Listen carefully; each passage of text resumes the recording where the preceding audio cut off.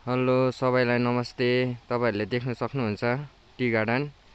यहाँ देख्न सक्नुहुन्छ श्रमिकहरू कस्तो चाहिँ दुःख गर्दैछ। बिहान 6 बजेदेखि बेलुका 4 साढे 4 बजेसम्ममा उहाँहरूले ना पानी ना घाम केही नभनी दुःख गर्छ। तर यस्तो दुःख गरेर पनि सालमा एकपल्ट आफ्नो बोनस किन चाहिँ नदिएको होला। हेर्नु त यस्तो दुःख गर्छ ओर्छ। यो टाइममा यस्तो दुःख गर्छ जब आफ्नो परिश्रमको फल पाउने टाइममा चाहिँ कम्पनीहरूले किन चाहिँ नदिएको होला।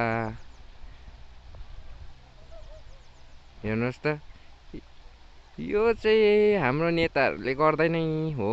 नेताहरूले यतिको दुःख गर्नु पर्दैन। बिहानै आयो घुम्ने चियरमा बस्यो, चिया खायो, नाना थरी कुरा गर्यो, घर गयो। हेर्नु त दुःख चाहिँ यसलाई भन्छ है।